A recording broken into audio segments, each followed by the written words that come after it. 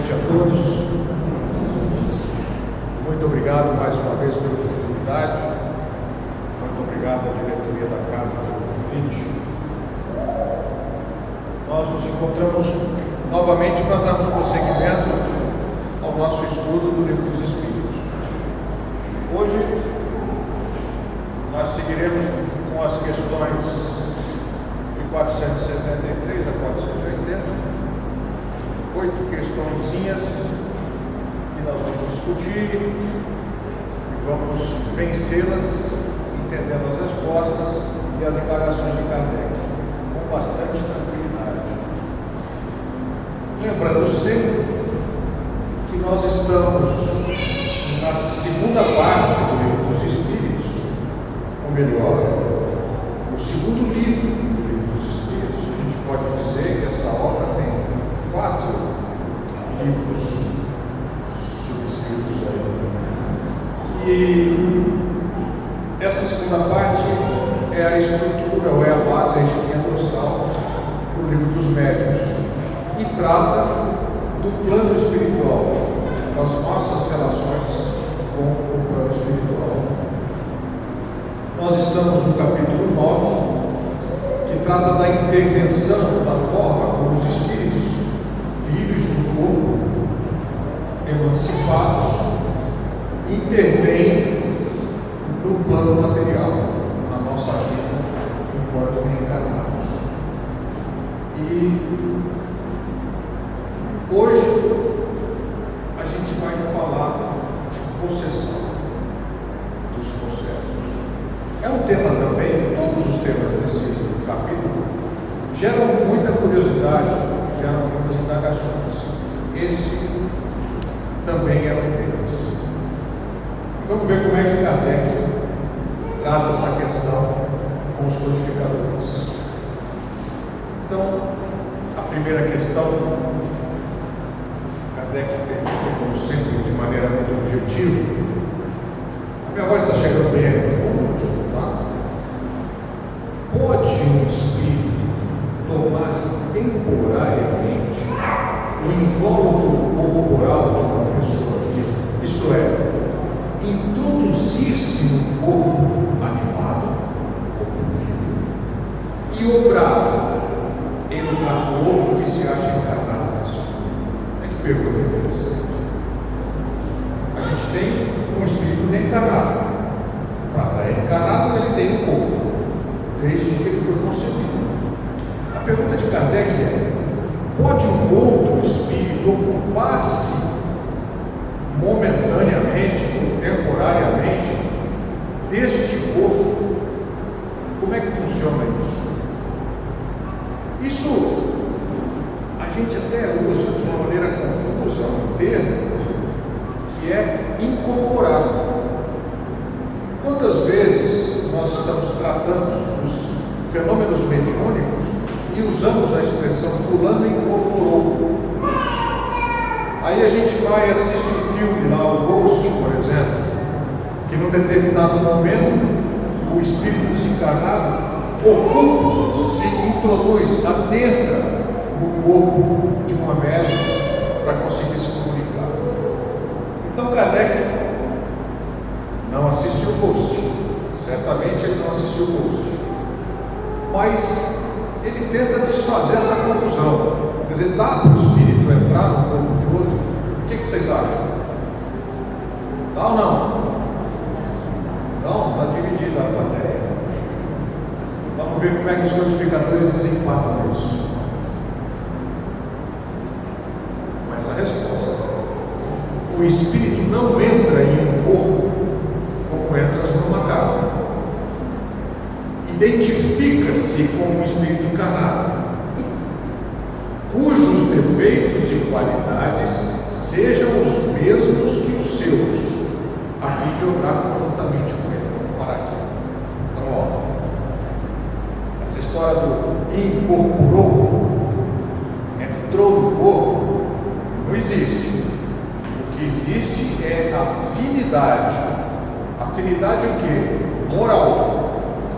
Afinidade de, como ele coloca aqui, qualidades e defeitos, é afinidade moral. a sintonia e não a ocupação do corpo. Vamos mais adiante. Mas o encarnado é sempre quem atua, conforme quer, sobre a matéria de que se acha revestido. O corpo é seu. Quem atua sobre ele é você. O espírito não pode substituir-se ao que está encarnado.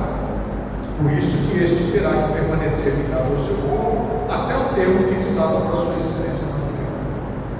Essa ligação do espírito ao corpo é feita lá no comecinho da gestação. E usam os próprios codificadores a expressão molécula a molécula, célula a célula. É uma ligação muito forte, é uma ligação magnética, energética, e ela não se desfaz até que a vida cesse. Então, cada corpo tem um dono, e esse dono foi decidido lá antes da reencarnação, e é esse dono que atua sobre a matéria. Bem, mas conforme diz os codificadores aqui, pode, por afinidade moral, afinidade magnética, haver essa interferência. Vamos prosseguir aqui que as coisas vão ficando mais claras. Desde que não há possessão, olha a expressão que Kardec usa aqui. Possessão é de possuir. Então, quando ele está tratando aqui da possessão, a pergunta dele, que ele fez lá atrás, é se pode um outro espírito, um outro princípio inteligente, passar a possuir o corpo que já tem dono. Certo? Desde que não há possessão propriamente dita, isso é, coabitação de dois espíritos no mesmo corpo, pode a alma ficar na dependência de outro espírito, de modo a se achar subjugada ou obsidiada ao ponto de a sua vontade vir achar-se, de certa maneira, paralisada? Expliquemos. Já que não existe aquela história de outro espírito tomar o seu corpo, pode haver uma espécie de subjugação da vontade daquele que é dono do corpo por um outro, de maneira tal que pareça aquele que é dono do corpo paralisado e as ações deste outro prevalecerem. Essa é a verdade. E ele usa essa expressão, se achar subjugada ou obsediada. E a expressão obsessão também é muito comumente usada, e muitas vezes de forma errada. Então, daí, Kardec indagar os codificadores sobre essa questão, sobre os mecanismos de como isso ocorre. E a resposta, sem dúvida, e são esses os verdadeiros processos, os que de alguma forma anulam a sua vontade em detrimento da vontade de outro e manifestam, portanto, nas suas ações sobre o seu corpo a vontade de outro. Mas é preciso saibas que essa dominação não se efetua nunca sem que aquele que a sofre o consinta. Epa, peraí. Pode um outro espírito ocupar seu corpo? Não.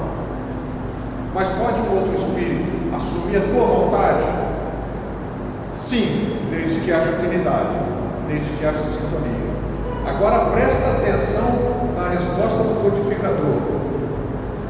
Saibas que essa dominação não se efetua nunca. Nunca é absoluto. Não é pode ser, é nunca. Sem que aquele que a sofre a consinta, quer por fraqueza ou por desejar. Então, sempre que ocorre esse fenômeno, olha o que o codificador está falando, ele acontece porque aquele que se subjugou permitiu. ou criou condições. Muitos epiléticos ou loucos que mais necessitavam de médico que de exorcismos têm sido tomados por processos. Aí ele pega aqui um processo de uma doença que é tratado, nós estamos aqui em 1857, meados do século XIX na França, que é tratada com possessão. Caramba! Quer dizer então que eu posso ser submetido à vontade de outro princípio inteligente, de outro espírito, e se eu for submetido a porque eu permiti? Sim. Sim. O corpo é seu. Desde quando? Desde que você foi concebido, ou antes disso, já estava predeterminado. Então é seu. Ele só será usado por outra criatura se você o permitir. Lembra lá atrás que ele falou, precisa ter afinidade, qualidades e defeitos. Então todo o processo em que ocorre este tipo de fenômeno, que quando ele é muito evidente e até mesmo muito prejudicial, nós chamamos de processo obsessivo, de processo de obsessão, existe porque nós permitimos, ou porque de alguma forma nós nos afinamos com essa condição. Daí a máxima, só existe obsediado, só existe obsessor, porque existe um obsediado que permitiu que isso acontecesse.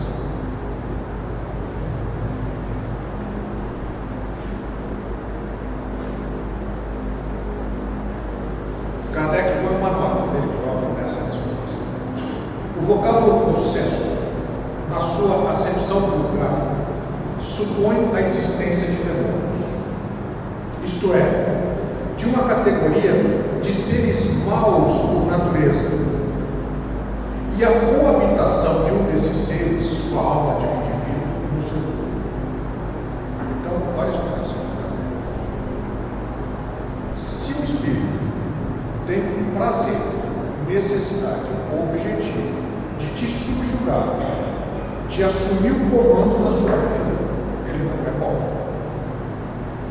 Espírito de luz não faz isso. Ele no máximo te intui. Agora, assumir a sua conduta, ele não é bom. Pois que nesse sentido não há demônios e que dois espíritos não podem habitar simultaneamente o mesmo corpo, não há processos na conformidade da ideia a que essa palavra se acha associada. Então, partindo do princípio de que dois não coabitam, quando a gente trata da possessão, a gente está tratando de um determinado domínio da vontade do outro. O termo possesso só se deve admitir como exprimindo a dependência absoluta em que uma alma pode achar-se com relação a espíritos imperfeitos que a subjugam. Ele está explicando aqui, 1857, essa tradução aqui deve ser de 1851, segundo edição, que a expressão possessão tem que ser entendida não como uma coabitação, mas como uma assunção da vontade da conduta alheia, e que isso só é feito por espíritos considerados maus. Bons espíritos não fazem isso. Ninguém aqui é obsediado por um espírito puro, certo? E que só se admite essa expressão quando a dependência é absoluta de uma criatura alma, que é o espírito reencarnado, em relação a outra. Ele está aqui definindo a expressão possessão. Questão seguinte: diante dessa situação de um espírito que nós já vimos que não é um espírito de luz, que tem por objetivo assumir a minha vontade, ele pergunta: pode alguém, por si mesmo, afastar os maus espíritos e libertar-se da dominação deles? Note que quem tinha esse papel era a própria igreja, através dos exorcismos, que tinham por objetivo, entre aspas, expulsar o demônio que havia se apropriado de um determinado corpo. Então Kardec, partindo da lógica do que ele ouviu das respostas, isso só não tem um espírito tomando conta do corpo, mas sim da mente. Isso só ocorre se houver afinidade. Se há afinidade é porque você permitiu, porque você tem a condição moral semelhante àquele que está te obsidiando, que isso só acontece com o espírito imperfeito, com o espírito mau. Ele pergunta: eu consigo resolver isso sozinho, sem a intervenção de ninguém? O que vocês acham? Dá para acabar com o processo obsessivo sozinho?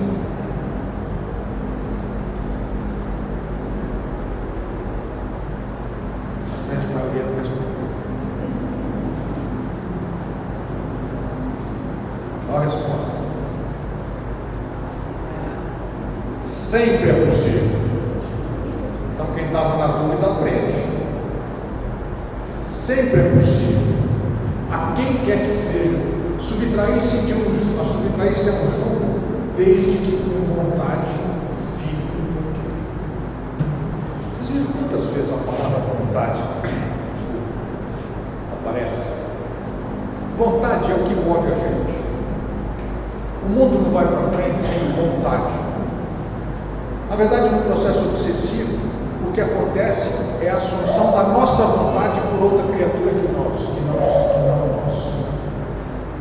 Então, o que o codificador está dizendo aqui é: você, uma vez neste processo, e conhecedor dele, porque muitas vezes a gente não tem noção de que está existindo um processo de obsessão, uma vez tendo vontade, sim, você consegue. Você consegue. Da mesma forma que você consegue não ser obsidiado, a gente vai ler aqui mais para frente. Estou fazendo isso. Tudo bem? O comum, diante de um processo de obsessão, buscar ajuda. Numa casa, não precisa ser espírita, mas numa casa de Deus, outras correntes espiritualistas existem que trabalham neste processo de desobsessão. Não é só a casa espírita da doutrina kardecista. Até porque não foi Kardec que descobriu isso. A obsessão existe desde que existe o homem na face da Terra. Kardec nos trouxe informações para que entendamos o que é isso. Mas sempre existiu. E sempre foi resolvido. Não, né? Sigamos. Mas aí ele vai um pouquinho mais a fundo. Não pode acontecer que a fascinação é o grau máximo da obsessão, é o grau máximo da assunção da vontade do outro. Não pode acontecer que a fascinação exercida pelo mau espírito seja de tal ordem que o subjugado não a perceba. Porque se você percebe, ele acabou de dizer lá que você consegue resolver. Tem a forma. Mas e se não percebe? Sendo assim, poderá uma terceira pessoa fazer que cesse a sujeição da outra? E nesse caso, qual deve ser a condição dessa terceira pessoa? Perfeito. A questão anterior é: uma vez conhecedor, sabedor de que você está envolvido num processo de obsessão, você consegue resolver? Você pode resolver? Sim. E se você não percebe, pode um terceiro intervir nesse processo e acabar com ele? Acho que a resposta é que todo mundo sabe. E olha o tamanho dela. Aí complicou um pouco mais.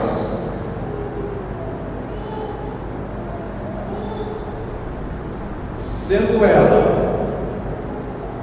um homem de bem, ela quem? Obsidiado, subjugado. Uma pessoa. A sua vontade poderá ter eficácia, desde que apele para o concurso dos bons espíritos.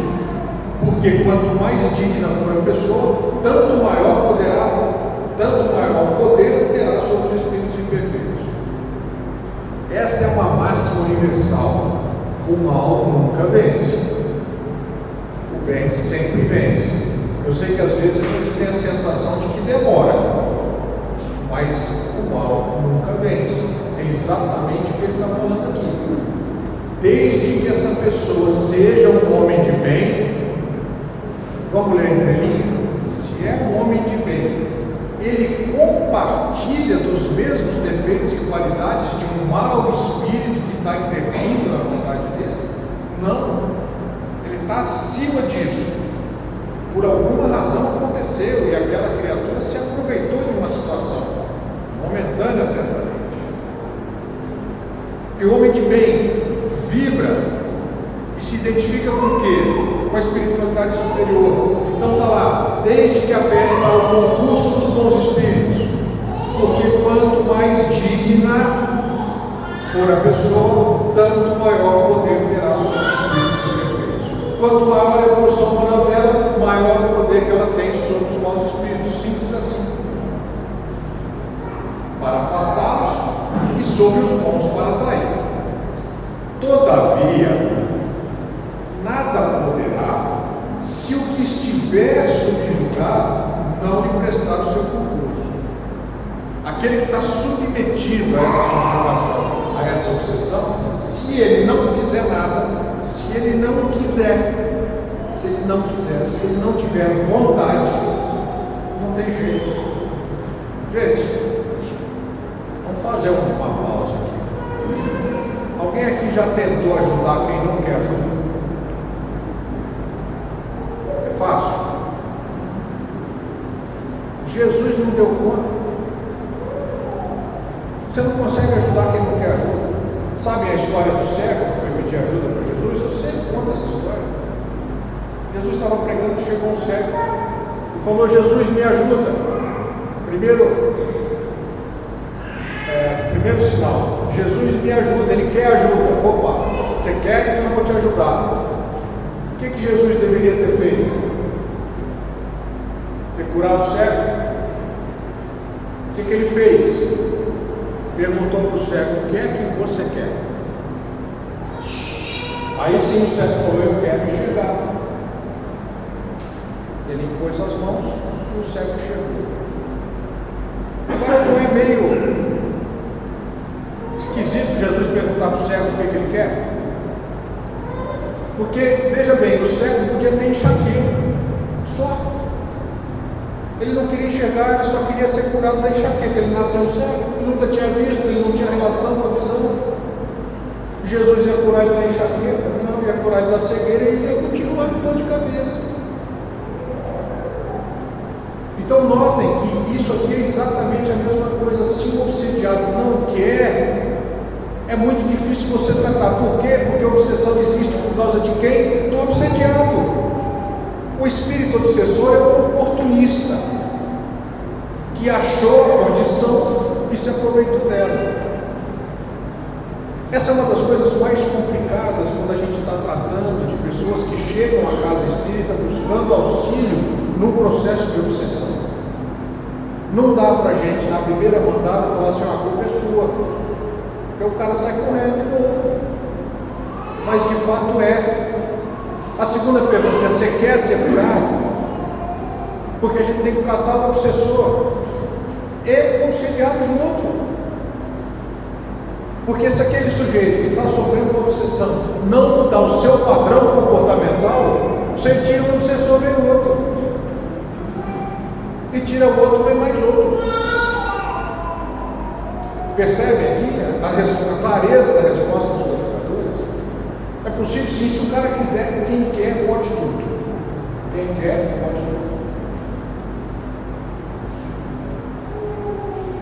Então lá, há pessoas a quem agrada uma dependência que lhes lisonjeia os gostos e os desejos.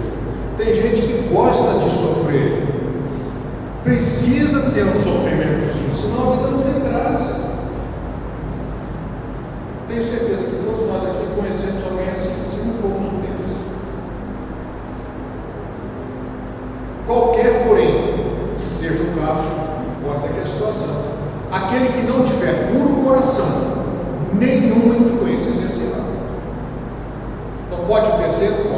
Esse terceiro é bom, tem o coração puro, comunga das coisas boas de Deus? Sim. Não adianta. Os bons espíritos não lhe atendem ao chamado e os maus não atendem. Se não for bom, se não tiver a consciência tranquila, se não praticar o bem, que são as regras que o próprio Jesus deu. Não adianta. Tudo bem? Aprenderam como é que faz para curar a obsessão sozinho? Tem que querer, tem que se afinar com o bem.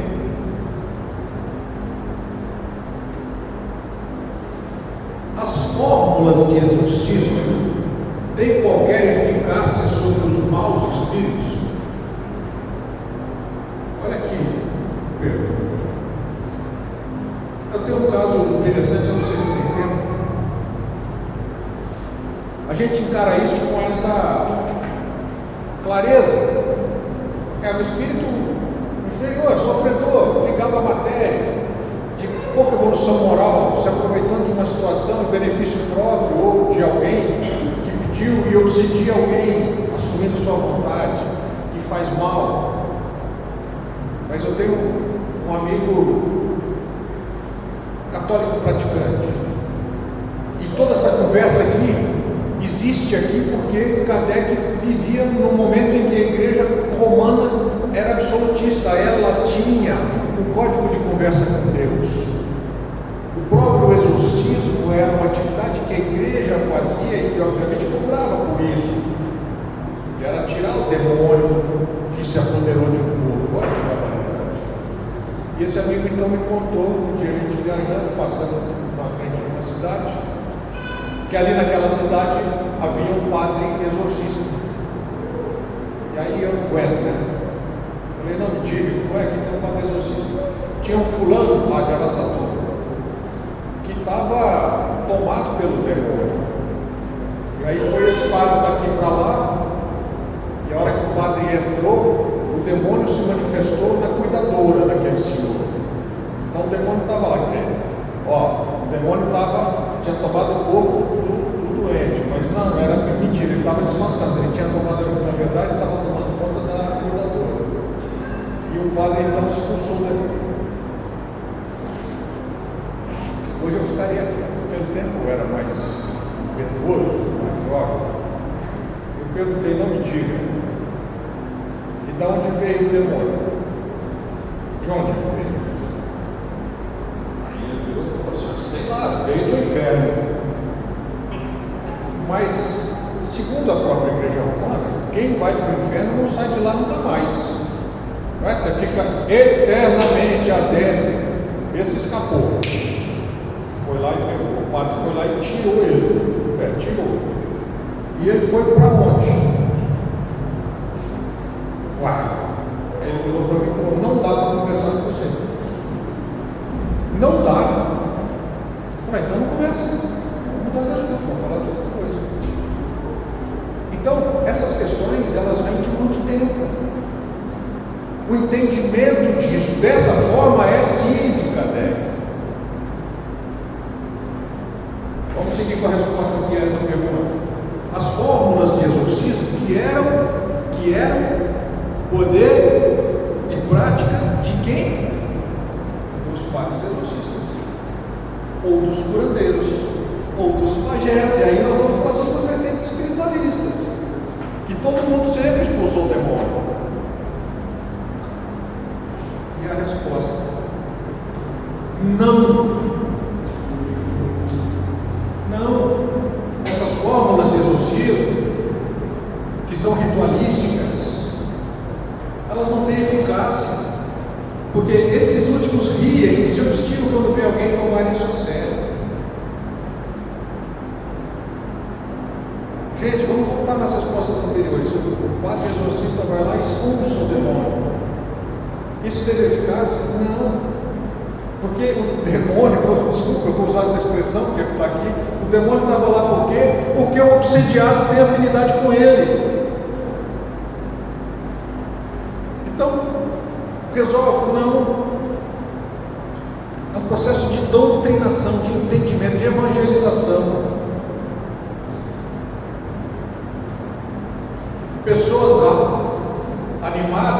boas intenções e que, nada obstante, não deixam de ser obsediadas. Tem gente boa, cheia de boas intenções, que também são obsediadas. Qual então o melhor meio de nos livrarmos dos espíritos obsessores? Mas tudo bem, o mal não é mal, porque se afina com o capeta, demônio. Mas e o bom? Também sofre a mesma coisa. Como é que a gente faz então? Cansados a paciência. Nenhum valor lhes dá às sugestões. Mostrar-lhes que perdem o tempo. E vendo que nada conseguem, afastam-se. Tradução disso, cansa o capeta. Porque esse processo, ele começa devagar. A gente estudou para trás, quem acompanha aqui os nossos bate-papos, viu isso. Isso começa através de intuições, de manifestações de pensamento que são introduzidos na sua cabeça, que você fica assim, será que esse pensamento é meu ou não é meu? E é um processo que cresce até a assunção da sua vontade. Então, se cada vez que você tiver um pensamento atravessado, um pensamento errado, um pensamento que não condiz com aquilo que a gente aprende no Evangelho de Jesus, a conta é essa. Faça o contrário, apague o pensamento. Pega um livro bom, pega o Evangelho para ler, pega um artigo da Revista Espírita, faça uma oração. Quando você faz isso, você está fazendo o que com a tua vibração, com o teu padrão vibracional? Pede auxílio, entra em contato com o seu anjo da guarda, com o seu mentor, traz ele para perto. O que vai acontecer com o obsessor? Não vai achar afinidade.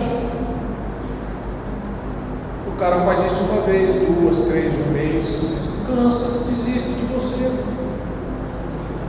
Quem não desiste de você? O seu anjo da guarda, o seu mentor, esse não desiste. Certo? Receitinha aqui, ó, codificador do Allan Kardec. O que você faz? Enche o saco do obsessor. Reza por ele.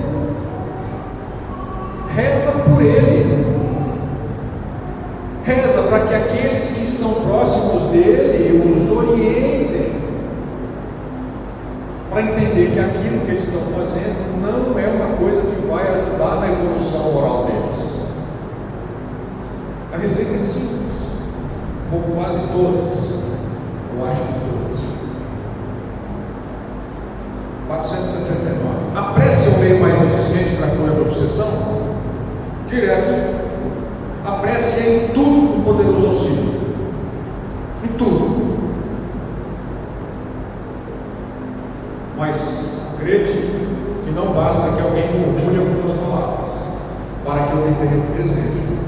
Deus assiste os que obram, os que executam, os que fazem, não os que se limitam a pedir. É, pois, indispensável que o obsediado faça por sua parte o que se torne necessário para destruir em si mesmo a causa da atração dos maus espíritos. Simples assim, o codificador explicou para Kardec. Quero ver aqui na casa espírita se explicar para o obsediado. É o que eu falei. Bicho, isso está acontecendo, o que aconteceu? Ah, mas eu rezo, eu faço oração em casa. Mas como é que faz oração? Pai nosso, Senhor, não reza aquelas bolinhas tudo da boca para fora. A oração tem que sair daqui de dentro. Você tem que de fato se conectar com o que tem de bom. E não é murmurando, como diz o codificador, que isso acontece. É fazer uma oração de fato. Senão ela é inútil. O que se deve pensar da expulsão dos demônios mencionada no Evangelho? Olha aí. O que a gente pensa? Porque tem lá a expulsão dos demônios. Igual a historinha que eu contei para vocês, do lado das você tem que falar a expulsão do demônio. Qual o tamanho da resposta? Depende da interpretação que se lhe dê aos textos mencionados no Evangelho. Se chamais demônio ao mau espírito que subjuga o indivíduo, se você está chamando de demônio aquele espírito mau, está se ocupando de subjugar o outro, desde que se lhe destrua a influência, ele terá sido verdadeiramente expulso. Se você chama aquele espírito de demônio, você acaba acaba com a influência dele, através da mudança do padrão vibracional do obsediado e do entendimento do mau espírito de que aquilo está errado, você acabou, você exorcizou, pronto, acabou. Resolveu. Se ao demônio atribuídes a causa de uma enfermidade, quando houver descurado, direis que com acerto expulsasse o demônio. Se você chama de demônio um mal físico qualquer, e você vai lá através de qualquer prática de oração, de posição de mãos, que acabou, sarou, curou, expulsou o demônio. São duas interpretações. Uma coisa pode ser verdadeira ou falsa, conforme o sentido que você empresta às palavras. As maiores verdades estão sujeitas a parecer absurdos. Isso é uma verdade. Isso é uma verdade. Uma vez que se atenda apenas à forma ou que se considere como realidade a alegoria. Compreendei bem isto e não esqueçais nunca, pois que se presta a uma aplicação melhor. Então, vai de como é que a gente interpreta aqueles textos. Expulsar o demônio. Quer resolver o problema? Você expulsou. Expulsar o demônio por uma doença? Você expulsou. Simples questão de interpretação. Mas aqui, nessa tradução de 1858, Kardec pôs aquela nota a respeito do entendimento do que é a palavra possessão. Porém, entretanto, contudo, lá na Revista Espírita de 1863, ele descreve, eu não trouxe aqui, porque é um texto longo, mas eu peguei só esse parágrafo. Ele muda um pouco a interpretação de possessão. Ele diz assim: dissemos que não havia possessos no sentido vulgar do termo, mas subjugados. É isso que ele fala no livro dos Espíritos o tempo inteiro. Queremos reconsiderar esta asserção, posta de maneira tanto absoluta, já que agora nos é demonstrado que pode haver verdadeira possessão. Repare. Então, 5 anos depois, segunda edição do Livro dos Espíritos publicado, Kardec volta e revê o que ele havia falado em nota dele, naquela pergunta que eu coloquei uma nota de Kardec. Ele revê essa definição.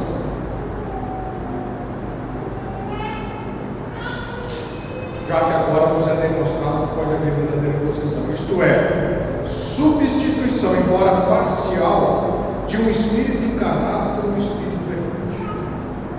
Eis o primeiro fato que o prova, apresentando o fenômeno em toda a sua simplicidade. Surgiram os senhores. Revista Espírita, 1863, publicação do mês de julho. A gente vai contar um caso que eu não trouxe porque a gente ia ficar aqui até 9h30 da noite. É muito interessante. São as 6 ou 7 páginas. E quem quiser se aprofundar no tema está aí. Mas ele muda. Porém, o conceito é o mesmo. Não existe um espírito tomado pelo corpo do corpo. Esse processo é um processo de âmbito mediúnico. Mediunidade é a comunicação entre duas inteligências. Uma assume a outra por afinidade. Então, quem dá a condição, quem propõe a forma disso ocorrer é o obsediado. Você pode resolver isso sim, se você muda o seu padrão vibracional. Você pode recorrer ao auxílio sim, se aquele que vem em teu auxílio tem um padrão moral elevado, senão não adianta nada. E tem que tratar os dois. Claro como água. De novo, como eu digo sempre, a doutrina espírita traz ao nosso corpo os nossos problemas. Estou sofrendo obsessão. Por que isso acontece comigo? Por culpa sua. A resposta é essa, por culpa sua. Ah, mas como é que eu faço para acabar com isso? Resolve você mesmo. Muda o teu padrão vibracional. reza e orienta para quem está te prejudicando. Se ocupa de trazer para perto de você o que é que te foi dado quando você reencarnou. A gente fala isso aqui toda hora, a gente vem com ajuda, a gente vem com auxílio. Não custa, esse é um troço que não custa nada. Não vai dar declaração de imposto de renda, você não vem boleto, não tem nada. O custo é você se afinar com ele só. Anda no caminho certo, no caminho do bem, consciência tranquila, que o problema vai estar resolvido. Vocês não precisarão de um padre exorcista se agir dessa forma. Muito obrigado a vocês.